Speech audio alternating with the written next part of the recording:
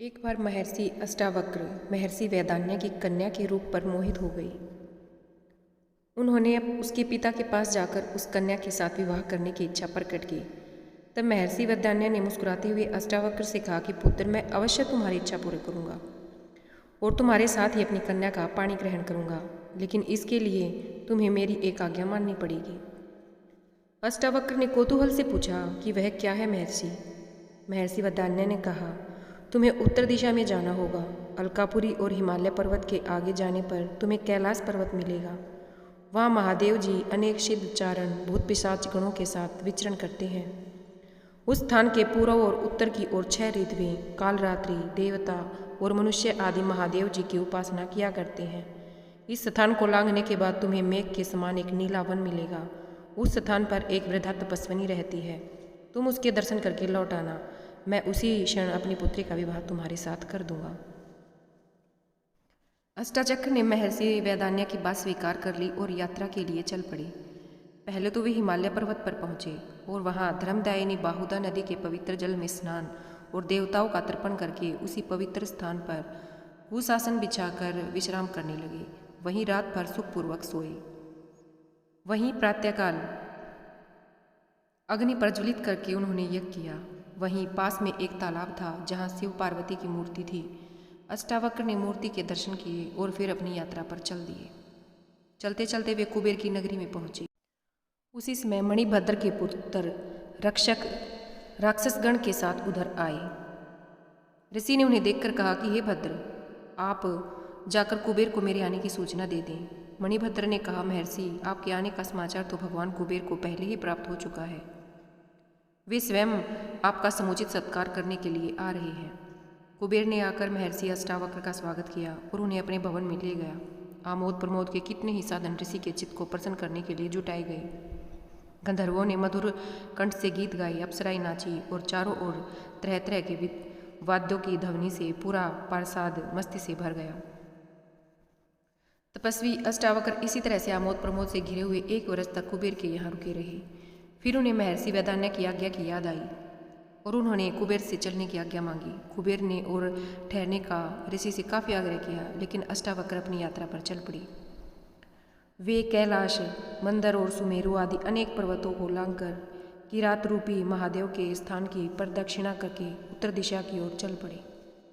कुछ ही आगे जाने पर एक सुंदर वन उन्हें दिखाई दिया।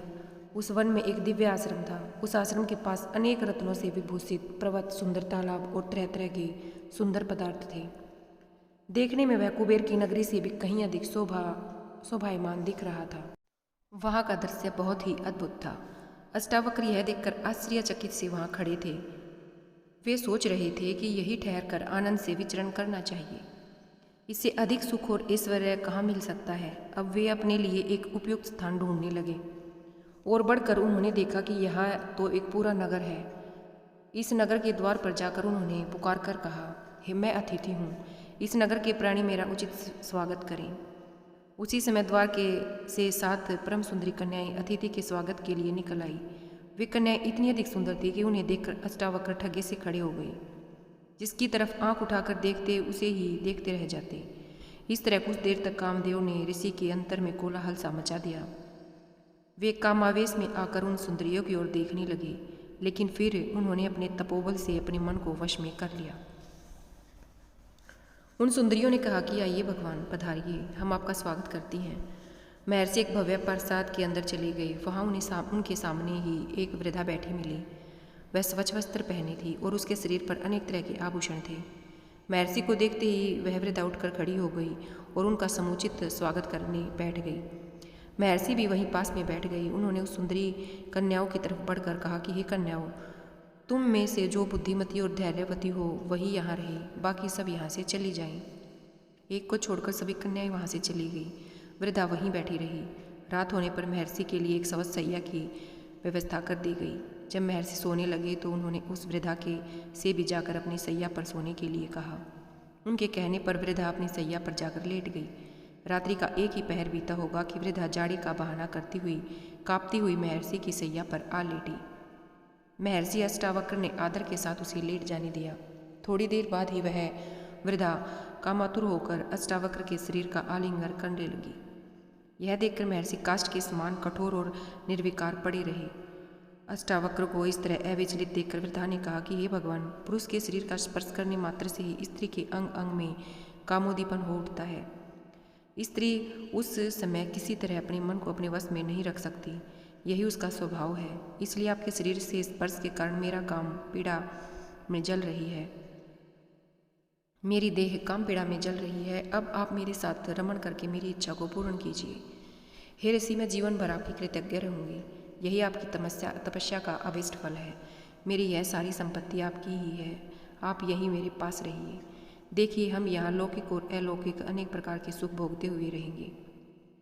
हे नाथ, अब इस तरह मेरा तिरस्कार न कीजिए, क्योंकि इससे मेरी आत्मा को बड़ा कष्ट पहुँचेगा। पुरुष संसर्ग से बढ़कर स्त्रियों के लिए कोई श्रेष्ठ सुख कोई नहीं है। काम से पीड़ित होकर स्त्रियां स्वेच्छाचारिणी हो जाती हैं। उस समय तपी हुई बालू पर या कठोर शीत में विचरण करने से भी उनको तनिक भी कष्ट नहीं होता। आप किसी भी तरह मेरी अतृप्त कामना को तृप्त कीजिए। वृद्धा की प्रार्थना सुनकर अष्टावक्र बोले कि हे देवी, मैं एक तपस्वी हूँ और बचपन से अभी तक पूर्ण रूप से ब्रह्मचारी रहा हूँ। किसी भी स्त्री का शरीर मैंने स्पर्श नहीं किया। धर्मशास्त्र में व्याभिचार की बड़ी निंदा की गई है, इसलिए किसी तरह का पाप करते हुए मैं डरता हूँ। मेरा उद्देश्य तो विधिपूर्वक विवाह करके पुत्र उत्पन्न करना है और उसी हेतु मैं अपनी स्त्री के साथ संभोग करूँगा। इसके अतिरिक्त पराई स्त्री से विषय भोग करना महापाप है। हे शुभे, तुम उसकी ओर मुझे प्रवृत्त न करो। यह सुनकर वृद्धा ने कहा कि हे महर्षि, यह तो आप जानते ही हैं कि स्त्रियां स्वभाव से कामोत्तर होती ही हैं। उनको पुरुष का संसर्ग देवताओं की आराधना से भी कहीं अधिक प्रिय और सुखकर होता है। तुम पतिव्रता की बातें करते हो तो स्वामी, सच तो यह है कि हजारों स्त्रियों में कहीं एक पतिव्रता स्त्री दिखाई पड़ती है और सती तो लाखों में एक होती है।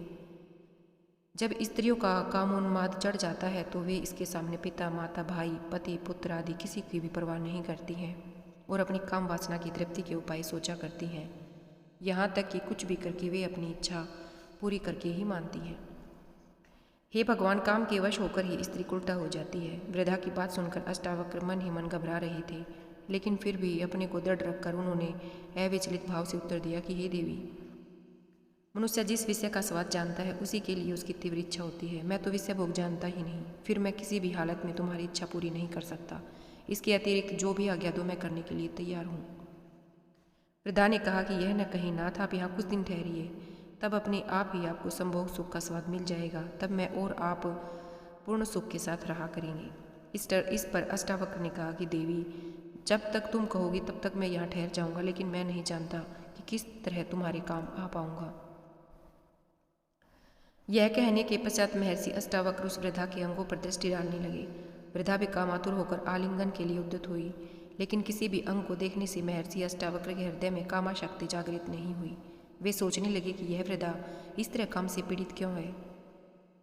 तभी उनके हृदय में संशय जागा कि हो सकता है यह कुछ समय पूर्व इस पार्षद की अधिष्ठात्री देवी कोई युवती हो और किसी शाप के कारण इस तरह कुरूप वृद्धा हो गई हो।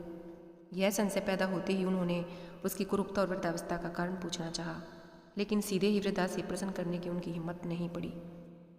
एक दिन बीत गया। संध्या होने पर वृद्धा ने आकर कहा कि हे महर्षि, वह देखिए सूर्यास्त हो रहा है, अब आपकी क्या आज्ञा है। अष्टावक्र ने कहा कि हे सुबह, जाओ स्नान करने के लिए जल ले आओ, स्नान करके मैं संध्या वंदन करूँगा। वृद्धा जाकर जल ले आई और उसके साथ सुगंधित तेल और वस्त्र भी लेती आई। महर्षि से आज्ञा लेकर वह उनके शरीर में तेल मर्दन करने लगी और फिर अपने हाथों से ही उनके शरीर को मलकर उनको स्नान कराने लगी। महर्षि बड़े आनंद से स्नान करते रहे। स्नान करते करते सारी रात बीत गई। प्रातःकाल जब सूर्य की किरणें स्नानाघर में आने लगी तो वे चौंक पड़े और इसे कोई माया समझकर वृद्धा से कहने लगे कि सुबह क्या भोर हो गई या यह किसी तरह का छल है। वृद्धा ने कहा, भगवान, वास्तव में भोर हो गई। देखिए, सूर्य भगवान प्राची में निकल आए हैं। महर्षि स्नान कर चुके। इसके बाद वृद्धा ने पूछा कि हे भगवान, अब मैं क्या करूं। अष्टावक्र कुछ भी उत्तर न दे पाई और चिंता मगन होकर सोचने लगे। इसी बीच उत्तर की प्रतीक्षा न करते हुए वृद्धा उठी और अंदर से एक थाल में सजाकर स्वादिष्ट भोजन ले आई। महर्षि भोजन करने लगे। फिर भोजन करते करते उन्हें पूरा दिन बीत गया। रात्रि आई। वृद्धा ने अलग अलग पलंग बिछवा दिए। महर्षि जाकर अपने पलंग पर लेट गई और कुछ देर बाद उनको नींद आ गई। आधी रात्रि के समय वृद्धा फिर संभोग की इच्छा रखती हुई उनके पलंग पर आ गई। महर्षि सहसा जागकर कहने लगे कि हे देवी, तुम व्यर्थ प्रयत्न न करो, पर स्त्री के साथ संभोग के लिए मेरा हृदय गवाही नहीं देता। यह कार्य मुझे धर्म विरुद्ध लगता है, इसलिए इसे त्याज्य समझकर मैं इसमें कदापि प्रवृत्त नहीं होऊंगा। इस पर वृद्धा कहने लगी कि हे भगवान, आपकी शंका निर्मूल है। मैं स्वाधीन स्त्री हूँ, माता पिता या पति किसी का भी मेरे ऊपर अधिकार नहीं है। मेरे साथ सहवास करने से आपको ऊपर स्त्री गमन का दोष क्यों लगेगा? अष्टावक्र वृद्धा के तर्क के सामने परास्त होने लगे। तब सहसा उन्हें याद आया कि उन्होंने पूर्ण दृढ़ता के साथ कहा, हे देवी, तुम्हारा यह कहना है कि तुम स्वाधीन हो, निराधार हो। प्रजापति ने कहा है कि स्त्री जाति कभी स्वाधीन नहीं हो सकती। वृद्धा ने कौतूहलवश पूछा, क्यों? अष्टावक्र ने कहा, हे शुभे, प्रजापति ने कहा है कि लोक में कोई भी स्त्री स्वाधीन नहीं है। बाल्यावस्था में पिता, यौनावस्था में पति और वृद्धावस्था में पुत्र स्त्रियों की रक्षा करते हैं, इसलिए वे इन्हीं के अधीन रहती हैं। फिर बताओ, तुम किस प्रकार स्वतंत्र हो? अष्टावक्र के तर्क के साथ किसी तरह न उलझती वृद्धा ने दूसरा पैतरा लेकर कहना प्रारंभ किया, हे देव, मैं इस समय काम से पीड़ित हूँ और आपके साथ संभोग की कामना करती हूँ। कामातुर स्त्री की इच्छा को यदि पुरुष पूर्ण नहीं करता है तो उसे पाप लगता है। वृद्धा को के इतना कह देने पर भी अष्टावक्र अड़िग रहे और उसी दृढ़ता के साथ कहने लगे कि हे शुभे, साधारणतः मनुष्य काम, क्रोध आदि दोनों के वशीभूत होकर इस संसार में कितने ही जघन्य पाप करता है, लेकिन मैंने कठोर संयम से अपने मन को अपने वश में कर लिया है। तुम किसी भी तरह उसको विचलित नहीं कर पाओगी, इसलिए तुम्हारा इस तरह आग्रह करना व्यर्थ है। जाओ, अपने पलंग पर चली जाओ।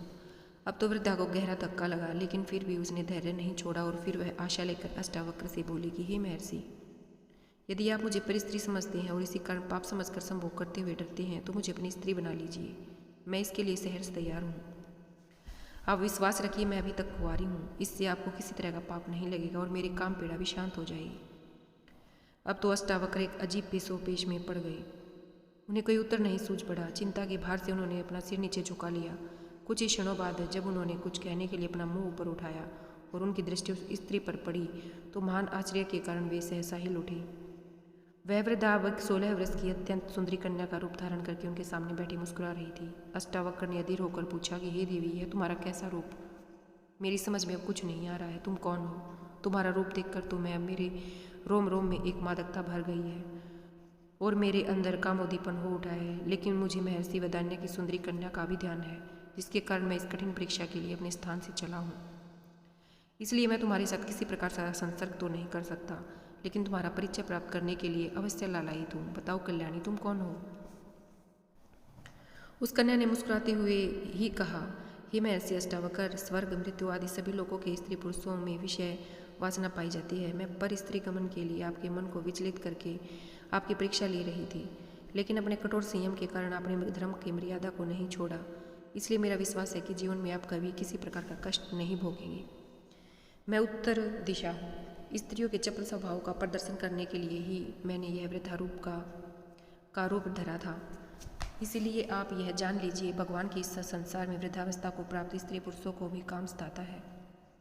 मुझे प्रसन्नता है आपने स्त्री की कितनी भी चंचलता देखकर अपने ब्रह्मचार्य व्रत को नहीं छोड़ा, इसलिए ब्रह्मा और इंद्र आदि देवता आप पर अत्यंत प्रसन्न है।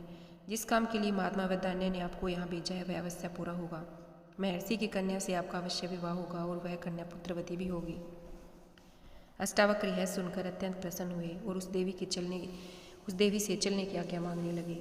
उत्तर दिशा ने आदर के साथ अष्टावक्र को विदा कर दिया। जब वे लौटकर महर्षि वदान्य के पास आए तो उन्होंने उनसे उनकी यात्रा का वृतांत पूछा और फिर अपने मन में पूर्णतः संतुष्ट होते हुए अपनी कन्या का पाणी ग्रहण उनके साथ कर दिया। धन्यवाद।